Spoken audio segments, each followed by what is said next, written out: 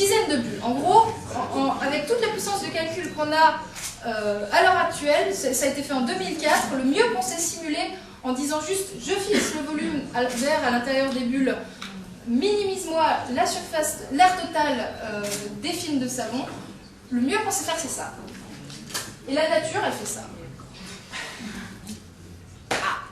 Bon, en fait, dans ces conditions, ce qu'on se dit, c'est que peut-être qu'on a été un petit peu trop gourmand et qu'il faut d'abord simplifier le problème plutôt que de le saisir comme ça à bras-le-corps.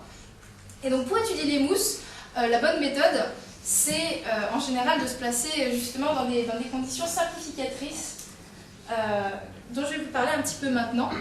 Donc, par exemple, vous l'avez sûrement remarqué dans votre bain, la mousse... Pardon, oui. Est-ce qu'on sait ce qui se passe dans une bulle? Dans une bulle? Oui, on a une bulle qui est en équilibre. Ouais. Est-ce qu'à l'intérieur de la bulle, donc c'est de l'air... Dans l'air qui est à l'intérieur? Oui. Non, enfin, l'air qui est à l'intérieur de la bulle a des conditions je sais pas, semblables à l'air qui est à l'extérieur. Comme je disais, sa pression est fixée par la tension de surface de la bulle et le rayon de la bulle. Mais on sait s'il est au repos, cet air à l'intérieur, s'il bouge... Alors ça, je sais pas. Je sais pas si on peut faire des mesures de ça. Aucune idée. Je suis désolée. Donc, retour dans le bain. Retour dans le bain, vous avez sûrement remarqué que la mousse qui est au contact de l'eau du bain et la mousse qui est tout en haut n'ont pas la même structure. Et pour cause, en fait, ce qui change, c'est la quantité de liquide qu'il y a dans la mousse. Au niveau de la solution savonneuse, vous avez... Alors, je ne sais pas si on voit très bien, le contraste n'est pas terrible. Au niveau de la solution savonneuse, vous avez ce qu'on appelle une mousse humide, dans laquelle il y a beaucoup de liquide, c'est ce que ça veut dire, hein, humide. Et les bulles, on constate qu'elles sont sphériques. Alors ça, il n'y a pas de mystère, c'est un peu normal dans le sens où, si on se dit, bon, il y a suffisamment de liquide entre les bulles pour qu'elles ne se voient pas, du coup qu'elles se considèrent comme des bulles isolées, et elles adoptent la même forme que quand elles sont toutes seules, c'est-à-dire une sphère. Minimisation de la surface. Par contre, quand vous montez, donc là, le liquide, ce qu'il a tendance à faire, c'est descendre. Donc vous avez moins de liquide en haut qu'en bas, à cause de la gravité. En haut, ce que vous voyez, c'est plus des sphères. C'est des polyèdres, donc des solides à plusieurs faces. Et la raison pour ça, c'est que dans la mousse sèche, donc c'est le régime qu'on appelle mousse sèche, il n'y a plus assez de liquide pour que les bulles puissent se considérer indépendantes les unes des autres. Donc en fait, dans le problème de minimisation, si vous voulez, quand la bulle cherche son état d'équilibre, elle va devoir tenir compte de ses voisines. Elle va devoir partager des films avec ses voisines. Elle ne pourra plus faire comme si elle était toute seule parce qu'il n'y a tout simplement pas de liquide pour la séparer de ses voisines. Pas suffisamment de liquide pour la séparer complètement de ses voisines. Donc ça, c'est ce qu'on appelle la mousse sèche. Alors, autre simplification qu'on peut faire, c'est aussi la taille des bulles. Parce que dans le cas général, quand on fait une mousse, elle a plutôt cette tête-là ou cette tête-là. Vous avez des bulles qui ont un petit peu toutes les tailles, une dispersion de taille. Mais en laboratoire, nous, pour arriver, disons, à ôter déjà un paramètre de plus, on sait faire des mousses qu'on appelle monodisperses, donc avec une seule taille de bulle. Alors là, je vous ai mis donc le régime humide, donc mousse monodisperse humide, mousse polydisperse, donc plusieurs tailles de bulles humides, mousse monodisperse sèche et mousse polydisperse sèche, donc celle que vous faites dans votre bain au sommet, c'est celle avec laquelle vous faites les petites sculptures en mousse. Je ne sais pas si vous faites ça. Moi j'aime bien. Et donc tout ça, à chaque fois, c'est un problème à part entière. Et donc je vais juste vous en traiter une toute petite partie. Qui est celle-ci. Donc je vais placer dans le cas d'une mousse monodisperse. Donc les bulles ont toutes la même taille, mais c'est une mousse sèche, donc les bulles vont toutes être polyédriques.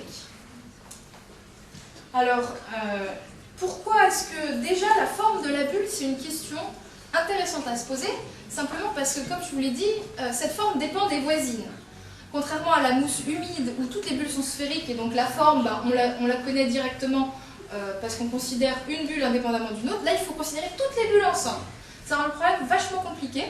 Et quand on dit un polyèdre, ça peut être plein de choses. Hein. Il y a vraiment une variété totale, une variété très grande de polyèdres qui peuvent être adoptés. Et finalement, la question qu'on peut commencer par se poser, c'est mais qu'est-ce qui détermine la forme que la bulle prend? Est-ce qu'il y a des conditions? Est-ce qu'il y a quelque chose là-dedans qui oblige la bulle à prendre plutôt telle forme qu'une autre, en termes de polyèdre? Donc là, c'est ce que j'ai dit, voilà, j'ai rappelé, la forme d'une bulle dépend de celle de ses voisines.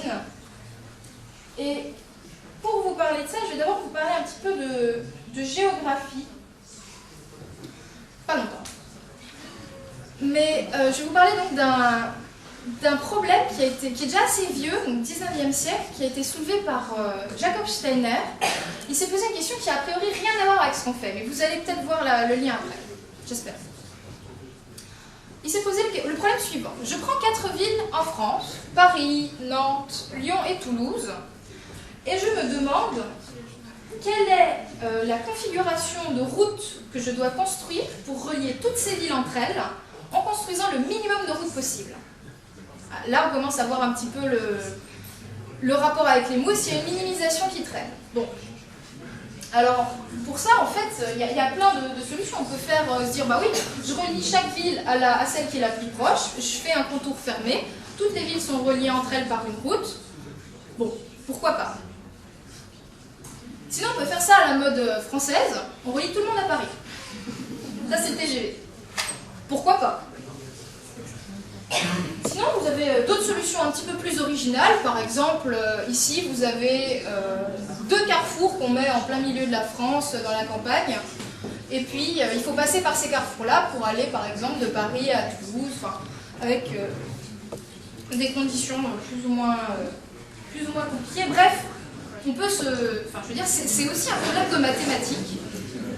S'il vous plaît. Merci. C'est aussi un problème de mathématiques qui peut être résolu. Et Jakob Steiner, c'est ce qu'il a fait. Et là, on va faire un vote. Qui pense que c'est quoi? Alors, premier candidat... Psst. Premier candidat, le tour. Qui pense que c'est ça? Non, on ne parle pas de TGV là. À votre avis, quelle est celle de cette configuration-là qui a la plus petite longueur totale? Mais c'est vrai que je suis partie un peu à voter toute seule là quand même. À votre avis? Donc vote.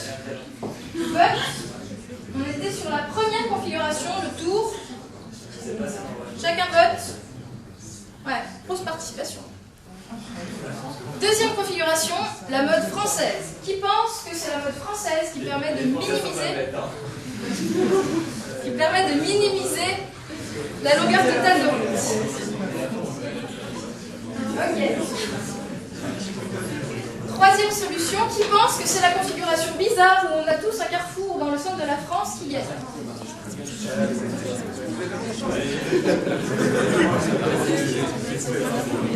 Allez, vous avez raison, c'est la troisième.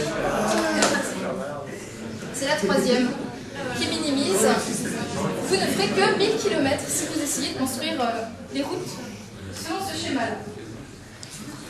Alors, quel rapport avec nos moutons? Parce que finalement, on peut se dire, ouais, bon là c'est des routes, nous on a des films de savon, on veut minimiser nous des surfaces, lui minimise des longueurs. En fait, c'est pas si éloigné que ça, si vous y réfléchissez.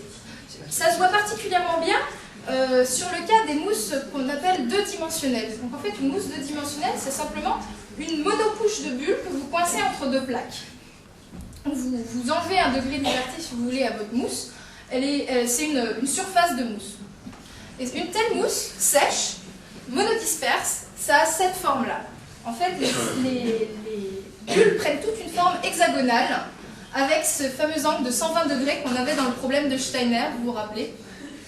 Et ça, c'est pas un hasard, c'est parce que votre mousse-là, elle va tenter, elle va même le faire, elle va minimiser le périmètre total du réseau à cause de la tension de surface, comme je vous l'ai dit. Et du coup, on se ramène à un problème qui est tout à fait similaire à celui de Steiner. Sauf que là, au lieu de fixer 4 points, on en fixe plein. Et le but, c'est minimiser le périmètre total des bulles. Et la solution, c'est faire des hexagones avec ce fameux angle de 120 degrés. Et ça, donc pourquoi je vous ai introduit ça avec le problème de Steiner, c'est que c'est très très général en fait. À partir du moment où vous voulez faire un réseau de bulles ou d'entités, disons de volume fixé, avec comme contrainte que vous voulez minimiser le périmètre, il y a une force qui vous oblige quelque part à minimiser le périmètre total de l'ensemble du réseau, vous allez aboutir à quelque chose d'hexagonal. C'est ce que font les abeilles. C'est ce que font les abeilles parce que le volume de leurs cellules, enfin de leur nid d'abeilles est fixé. Elles veulent utiliser le moins de cire possible pour construire le tout. Qu'est-ce qu'elles font? Elles font un réseau hexagonal. Et elles ne font pas de maths. Mais elles le savent quand même. Et alors, à une autre échelle, vous avez les cellules. Alors là, c'est la drosophile, peut-être que vous vous en souvenez de cours de SVT. Là, ça c'est un zoom d'un tissu qui se trouve dans l'aile de la drosophile. Et donc ça, ce sont des cellules à chaque fois, et on a mis en fluorescent ce qu'il y a entre les cellules, si vous voulez. Et ce matériau intercellulaire, il a tendance à vouloir minimiser, si vous voulez, il serre les cellules. Il veut minimiser le périmètre total. Et pareil, boum, en se donnant le volume, la surface des cellules, on aboutit, avec un problème, enfin, comme c'est un problème de minimisation, à une structure hexagonale en 2 dimensions.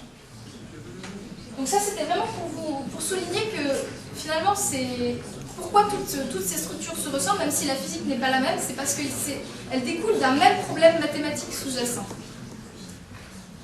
Alors ça, c'est surtout pour rigoler et pour vous montrer qu'on peut faire des jolies choses avec les bulles. Donc là, c'est un artiste qui s'appelle Tom Noddy et qui fait alors lui, il fait carrément des shows avec des bulles géantes et aussi avec des bulles comme ça, où il met de la fumée dedans. Alors je sais pas comment il fait, il a que 2 mains pourtant. Il met de la fumée dans certaines bulles, donc là, gris, blanc, enfin... Et ça peut faire des jolies choses comme des fleurs. Alors l'intérêt de cette photo, c'est qu'on voit très bien cet angle de 120 degrés, là, qu'on retrouve encore une fois, et qui est toujours le fruit de ce problème de minimisation. Alors maintenant, revenons dans le monde réel, parce que nous ne sommes pas à 2 dimensions, nous sommes à 3 dimensions. Alors, ça se généralise assez bien en fait, sauf que c'est pas en 3 dimensions, on ne veut pas minimiser un contour, mais on veut minimiser une aire totale. Et donc l'angle de 120 degrés, il ne va pas être entre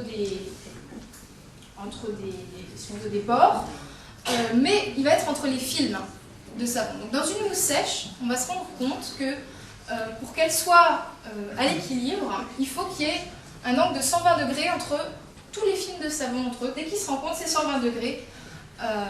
Et ça, c'est encore une fois la tension de surface.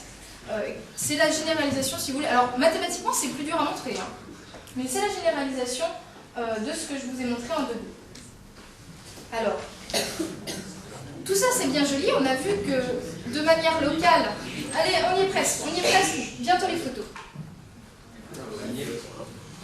On a vu que, localement, à l'intersection entre plusieurs films, l'angle est fixé à 120 degrés, par les conditions d'équilibre à cause de la tension de surface. Maintenant, si on se met dans la vraie vie, on dit voilà, moi j'ai pas des bulles comme ça dans l'air, elles sont dans une boîte.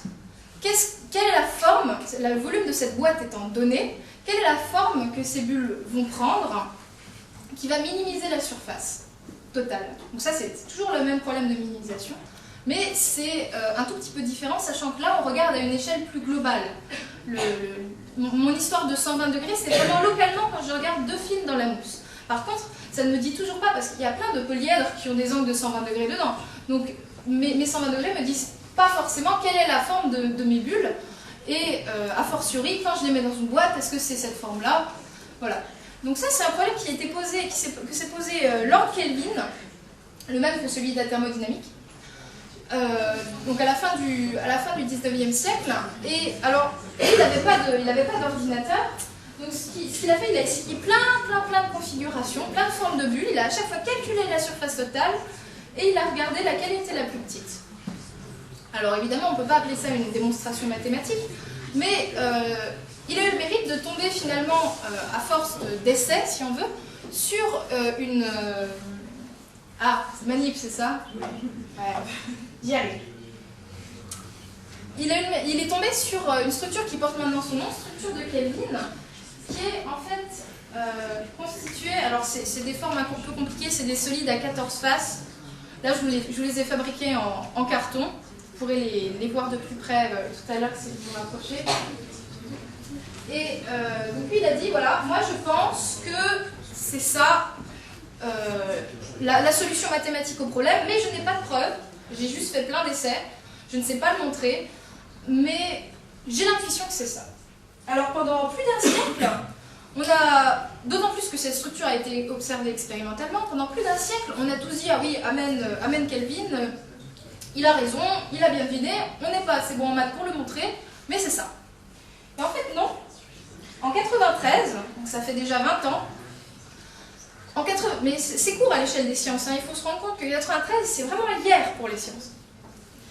Donc en 93, il y a David Ware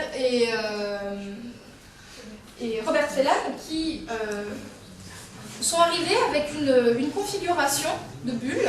Alors, ce coup-ci, donc c'est toujours le volume intérieur fixé, toujours le même, mais vous avez deux types de bulles qui s'assemblent. Donc tout de suite, je vous montre le truc en fait. Donc ces bulles-là, donc les violettes et les rouges, ont toutes le même volume, sauf qu'elles n'ont pas la même forme. Alors ce sont des polyèdres un peu irréguliers, donc c'est une solution beaucoup moins simple que celle de Kelvin. Et ils ont dit, nous on a fait mieux que Kelvin, la surface totale d'une mousse constituée de telles bulles est 0,3% plus petite que celle de Kelvin en prenant le même nombre de bulles et le même volume intérieur. Voilà. Donc en gros, alors là c'est pareil, ils ont dit on a trouvé ça, mais il n'y a toujours pas de preuve mathématique. Dans le sens où rien n'exclut que l'un de vous trouve une mousse, enfin une forme de bulle, alors soit en faisant des mathématiques, soit en faisant de la physique, hein, parce qu'eux ils sont physiciens, ils ne sont pas mathématiciens. Trouve une configuration qui minimise encore plus que la structure que j'appelle de Ware et Phelan, d'après les noms de ces inventeurs, la surface totale de la mousse. Alors, là, je fais juste un petit retour sur l'expérience, parce que là, on parle plutôt de structure mathématique, pour le problème de minimisation qui finalement est assez théorique. Dans la vraie vie, qu'est-ce qu'on voit? Quand on prend une mousse sèche monodisperse, on voit ça. Structure de Kelvin. Oh! C'est pourtant pas elle qui minimise la surface. Et on voit jamais la structure de Ware-Phelan. On l'a vu pour la première fois en 2011. En 2011. Ça, c'est la structure de Ware-Phelan en mousse.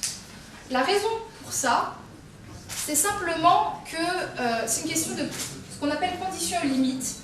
C'est-à-dire que la mousse de Kelvin est très bien adaptée à des boîtes cubiques, si vous voulez. Je vais vous le remontrer là-dessus. C'est facile de caser plein de bulles comme ça dans une boîte en forme de cube, si vous voulez, ou de rectangle, par les pipettes, ce que vous voulez. Une mousse comme ça, c'est pas du tout adapté à ces conditions de parois droites, enfin de parois planes. Donc vous n'allez jamais l'observer comme ça naturellement, parce qu'elle sera toujours, en tenant compte, disons, de la boîte dans laquelle on veut mettre la mousse, ce sera toujours cette configuration-là qui sera la plus favorable, donc qui aura la surface la plus petite, même si dans l'absolu, si on se place dans le problème mathématique avec même nombre de bulles et même volume interne, c'est celle-ci qui a la surface minimale la plus grande, la surface la plus petite. Alors vous me dites, mais comment on a fait pour obtenir ça alors? Comment on a fait pour l'observer finalement? On a fait une boîte qui avait la forme qu'il fallait. Et voilà. Et pour la première fois qu'on a fait ça, c'était 2011. Bon, c'est un problème, je veux dire. C'est un problème très intéressant d'un point de vue des mathématiques, mais c'est plutôt rassurant vis-à-vis de la physique. Oui?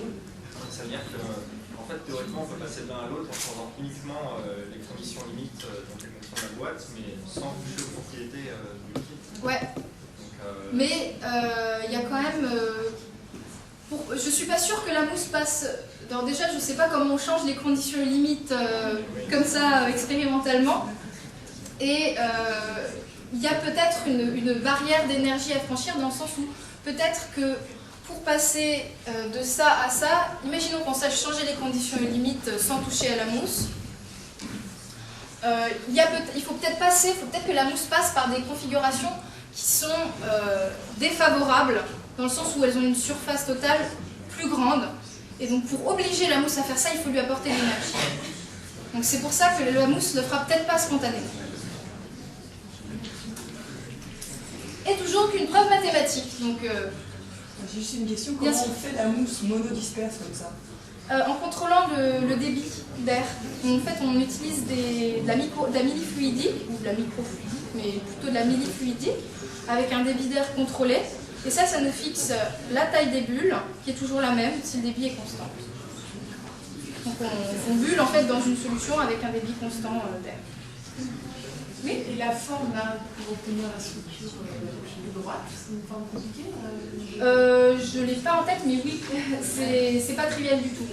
Et, disons que c'est une forme, on n'a pas d'objets qui ont cette forme-là. La personne qui a fait ça, c'est d'ailleurs un théoricien, bizarrement, qui s'est dit un jour, tiens, si j'allais faire des expériences. Il a vraiment conçu la boîte dans laquelle il l'a mise pour que ça soit la configuration la plus favorable. Et donc, de nouveau les architectes. Là, vous avez, peut-être que celle-là, vous l'avez sans doute connue, c'est lors des Jeux Olympiques de Pékin en 2008, la piscine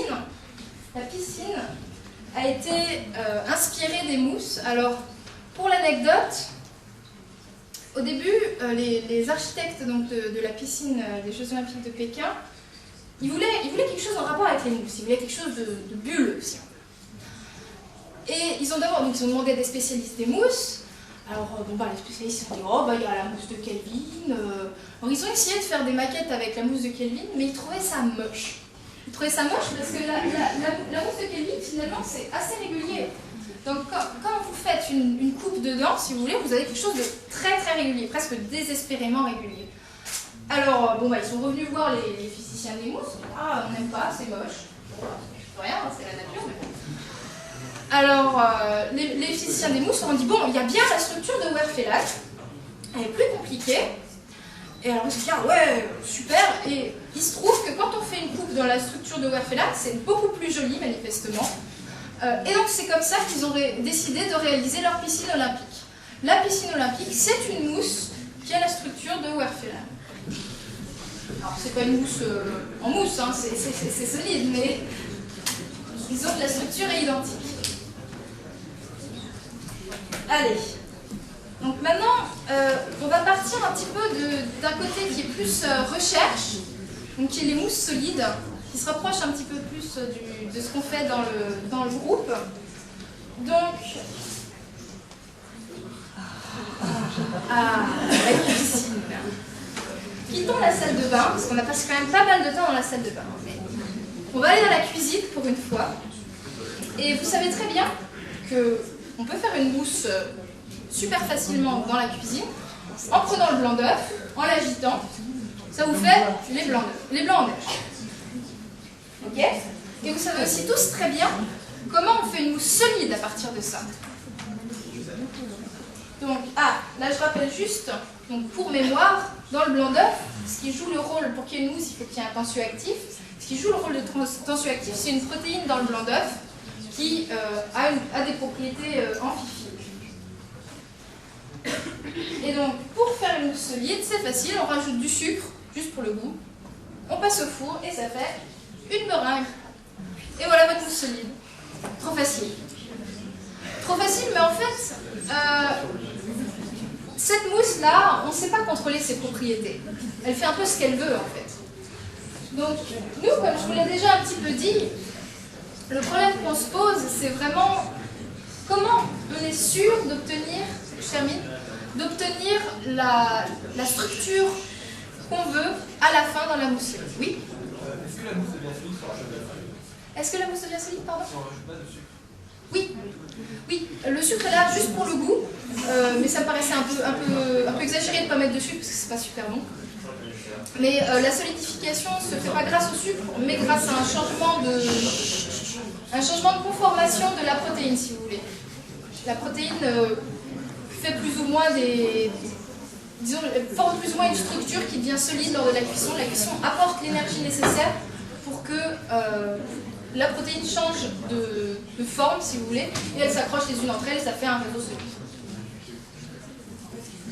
Alors, en recherche, on fait un tout petit peu différemment. On fait aussi des meringues, mais pas au labo.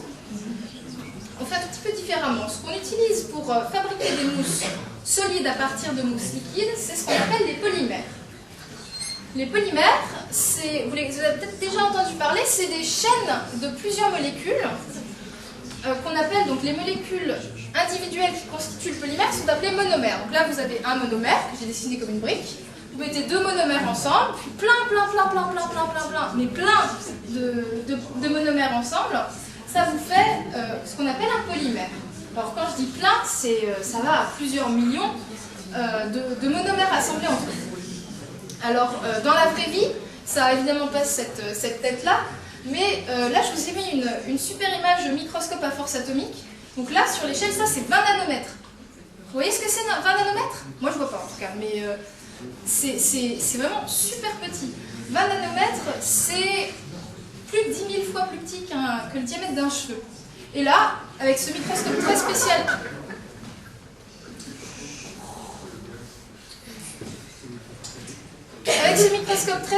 donc, qui s'appelle microscope à force atomique, on arrive à voir, alors pas comme on verrait avec les yeux, mais à visualiser, disons, ces polymères. Ça, par exemple, c'est un polymère, donc ça a vraiment la forme d'une longue chaîne. Un petit peu tordue, hein, mais ça a la forme d'une longue chaîne. Alors, comment on fait après? Ces polymères-là, quand on les chauffe, ou quand on les illumine avec de la lumière, ils peuvent faire ce qu'on appelle la réticulation. En fait, il y a des ponts qui se créent entre les différents polymères, ils s'assemblent entre eux, et ça confectionne une structure solide. Et c'est comme ça, en fait, que nous, on propose de solidifier les mousses liquides en mettant des polymères dans le liquide de départ, en moussant. Après, on chauffe ou on attend, parfois c'est juste à l'air, ou on illumine. Les ponts solides se créent, c'est ce qu'on appelle la réticulation, et on a la mousse qui est devenue solide, même si ça ne nous résout toujours pas le problème de comment on conserve la structure, hein, parce que pendant la solidification, il s'en passe des trucs. Alors, oui, manip. Alors, manip. La manip, c'est ça. Ça, dedans, vous avez une solution d'eau savonneuse avec des polymères qui se solidifient à la lumière dedans. Et donc, si je fais des bulles, et qu'on attend un petit peu, normalement, vous allez pouvoir les prendre sur vos doigts, elles vont rester pour de vrai. Hop, là, je prépare tout.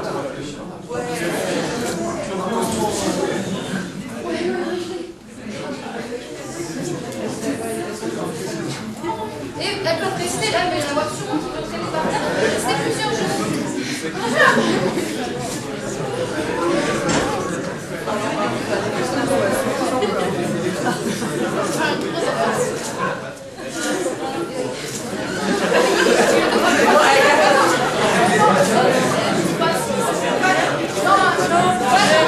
Allez.